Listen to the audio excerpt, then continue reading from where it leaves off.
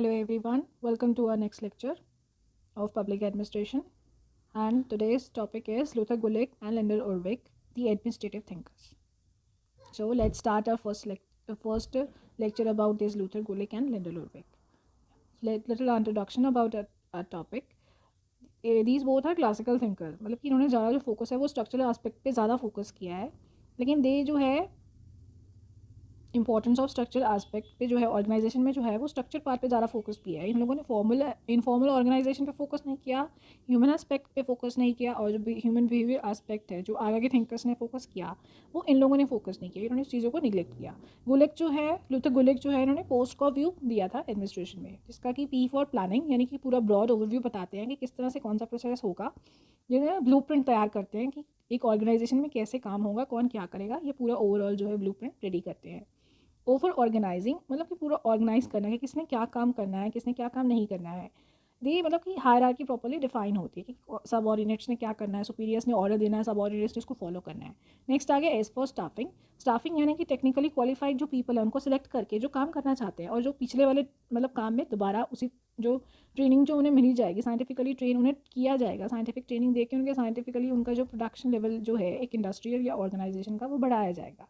तो proper staffing पे focus किया गया और उनको ट्रेनिंग पे भी फोकस किया गया है। डी फॉर डायरेक्टिंग, उन्हें बताना कि किस तरह से उनको काम को करना है और कितने टाइम में करना है। सी फॉर कोऑर्डिनेटिंग, पूरा प्रॉपर जो है लोअर से लेके जो सुपीरियर्स जो होते हैं और साथ में जो लोअर सबऑर्डिनेट्स होते हैं और जो बीच में सबऑर्डिनेट्स होते हैं उनके बीच में एक कोऑर्डिनेशन मेंटेन करना है, किसने कितना काम कर लिया है। आर फॉर रिपोर्टिंग, अब दिल्ली में हेड ऑफिस होते हैं, लेकिन जो रिपोर्टिंग है वो चंडीगढ़ से भी आती है सुपीरियर्स की। तो जो सुपीरियर्स हैं उनके नीचे जो काम करने वाले जो सबऑर्डिनेट्स होते हैं वो भी बताते हैं कि उन्होंने कितना काम कर लिया। तो हर चीज़ को रिपोर्ट किया जाता है कि डेली टारगेट्स कितने हो गए और हमारे मंथली और वीकली टारगेट्स कितने होंगे। बी बजटिंग, ये पैसा जो है प्रॉपर्ली यूटिलाइज हुआ है कि नहीं हुआ, जितना जहाँ पे दिया था वहाँ पे लगा है कि नहीं लगा। और लुथर गुलिक ने जो है 4P फॉर्मूला भी दिया था, जिसमें था पर्पस जो कि है फंक्शन, कौन सा परफॉर्म होना चाहिए। P फॉर प्रोसेस, मतलब कि वो किस तरह से होना चाहिए, कौन से स्किल इन्वॉल्व होते हैं। P फॉर पर्सन, उसमें जो लोग हैं वो कौन से इन्वॉल्व है जिनको हमने पर्टिकुलरली टारगेट करना है। And last P is place, कौन से एरिया में हमने उनको टारगेट करना है। नेक्स्ट आ गया उर्विक के क्या क्या प्रिंसिपल्स थे। एक तो था उनका प्रिंसिपल ऑफ ऑब्जेक्टिव। उन्होंने बताया कि ऑर्गेनाइजेशन का पर्पस क्या है। ऑब्जेक्टिव्स जो है वो शॉर्ट टर्म होते हैं, एम जो है वो लॉन्ग टर्म में चले जाते हैं। तो शॉर्ट टर्म मतलब कि इमीडिएट जो उनको क्या काम करना है एक ऑर्गेनाइजेशन को, वो उन्हें पता होना चाहिए। नेक्स्ट आ गया प्रिंसिपल ऑफ कॉरेस्पॉन्डेंस। कॉरेस्पॉन्डेंस जो है अथॉरिटी एंड रिस्पॉन्सिबिलिटी जो है वो एक साथ मतलब एक जैसी ही इक्वल होनी चाहिए और एक साथ चलनी चाहिए। Without authority responsibility is of no use and without responsibility authority is of no use. लोग आईएएस क्यों बनते हैं? क्योंकि उन्हें एक अथॉरिटी मिल जाती है कि हाँ हमें साइन किया है तो हमारी जो कोई बात सुनेगा। ये रिस्पॉन्सिबिलिटी तो हर इंसान में होती है, लेकिन अथॉरिटी तब आती है जब उनको एक फॉर्मल स्ट्रक्चर में पोजीशन या पोस्ट मिल जाती है और उनके जो सिग्नेचर्स हैं उसका कोई वैल्यू पड़ जाता है। नेक्स्ट आ गया प्रिंसिपल ऑफ रिस्पॉन्सिबिलिटी। जो सुपीरियर्स हैं ना उनको रिस्पॉन्सिबिलिटी लेनी होगी कि उनके सबऑर्डिनेट्स ने क्या किया है और जो भी किया है। अब इसका सबसे बेहतरीन एग्जांपल तो अब्दुल कलाम सर है। उनके जो हेड थे वो हमेशा प्रेस कॉन्फ्रेंस को अटेंड करते थे जब उनकी कोई भी सैटेलाइट लॉन्च जो है वो फेल हो जाता था, लेकिन जब भी वो सैटेलाइट लॉन्च जो है वो सक्सेसफुल होता था उनके जो सुपीरियर थे वो खुद अब्दुल कलाम सर को आगे कर देते थे कि हाँ अब आप प्रेस कॉन्फ्रेंस को अटेंड कीजिए क्योंकि आपने जो लॉन्च को है वो सक्सेसफुल बनाया। नेक्स्ट आ गया स्केलर प्रिंसिपल। स्केलर प्रिंसिपल यानी कि प्रॉपर हायरार्की होती है। ऊपर सबऑर्डिनेट होंगे, उसके नीचे उनके नीचे सबऑर्डिनेट्स होंगे, जो ऊपर जो है वो सुपीरियर्स होंगे, उनके नीचे काफ़ी सारे सबऑर्डिनेट्स होंगे। तो एक पिरामिडल सा स्ट्रक्चर बन जाता है और एक आंसरेबिलिटी इंश्योर हो जाती है कि किसने क्या काम करा है और किसने किसको आंसरेबिलिटी देनी है और रिपोर्ट्स कब देनी है। नेक्स्ट आ गया principle of span of control. Principle of span of control में ये आ गया कि जो एक सुपीरियर जो है वो कम से कम अपने जो एक सुपीरियर जो है वो कम से कम 1 2 3 4 और 5 और 6 लोगों को ही जो है सबऑर्डिनेट्स को ही है वो ऑब्जर्व कर सकते हैं, उससे ज़्यादा नहीं कर सकते। ठीक है। और नेक्स्ट आ गया principle of specialization. Principle of specialization में जो है उसमें ये पता होता है कि किसने कौन सा काम करना है, मतलब वो अपनी फील्ड के जो है वो स्पेसिफिक फंक्शन को ही परफॉर्म करेंगे, उसके आसपास के फंक्शंस को परफॉर्म नहीं करेंगे। नेक्स्ट आ गया प्रिंसिपल ऑफ कोऑर्डिनेशन। कोऑर्डिनेशन मतलब एक दूसरे जो पार्ट्स हैं, डिफरेंट पार्ट्स हैं, सुपीरियर सबऑर्डिनेट्स और नीचे जो लोअर के सबऑर्डिनेट्स हो गए, वो दोनों जो है ना आपस में बताते रहेंगे हमने इतना काम कर लिया, और वो जो है आपस में डेली रिपोर्ट्स अगर भेज रहे हैं तो उनको पता कोऑर्डिनेशन नेचुरली आ जाएगा।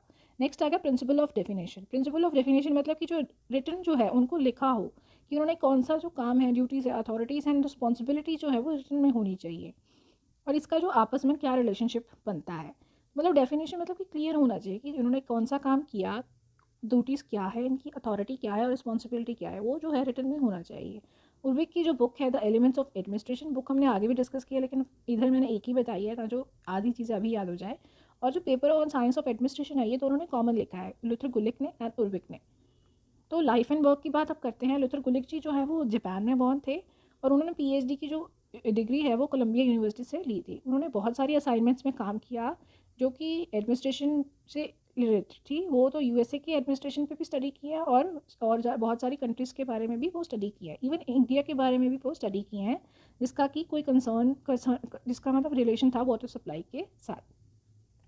नेक्स्ट आ गया उनकी जो बुक्स थी लुथर गुलिक की, administrative reflection from world war two. Next आ गई metropolitan problems and American ideas. Next book थी उनकी modern management for the city of न्यूयॉर्क। और नेक्स्ट बुक थी जो उनकी papers on science of administration.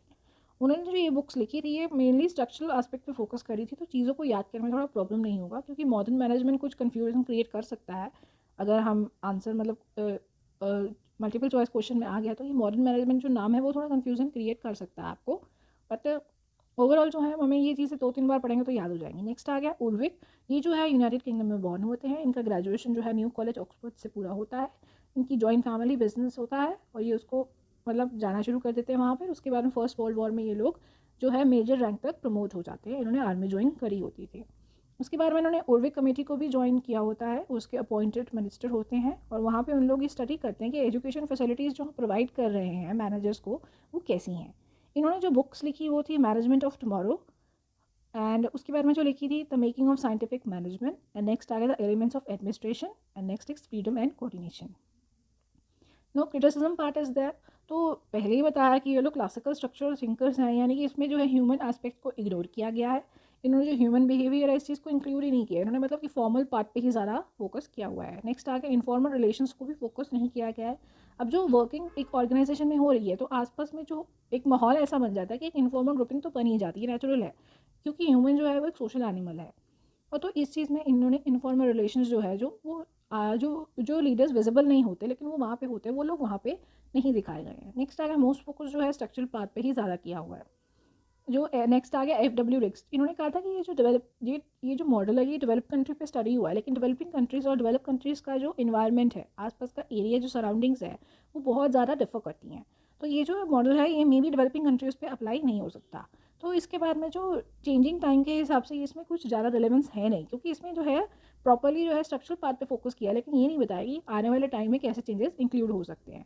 Even though कि आज लास्ट में हम लेक्चर को कंक्लूड करते हैं कि पोस्ट ऑफ व्यू जो है ये आज भी बहुत सारी जो ऑर्गेनाइजेशंस है B it army, health sector, service sector, agriculture sector, ये हर पार्ट्स में इंक्लूडेड आज भी है। लेकिन जो अब टाइम जो है वो चेंज होता जा रहा है, जैसे पहले इंडस्ट्रियलाइजेशन आई, अब तो इंडस्ट्रियलाइजेशन 4.0 आ गया, आर्टिफिशियल इंटेलिजेंस आ गया, इंटरनेट ऑफ थिंग्स आ गया, इवन की बहुत ज़्यादा पेंडेमिक वगैरह आ गया, हेल्थ सेक्टर में बहुत ज़्यादा प्रॉब्लम्स आ गई।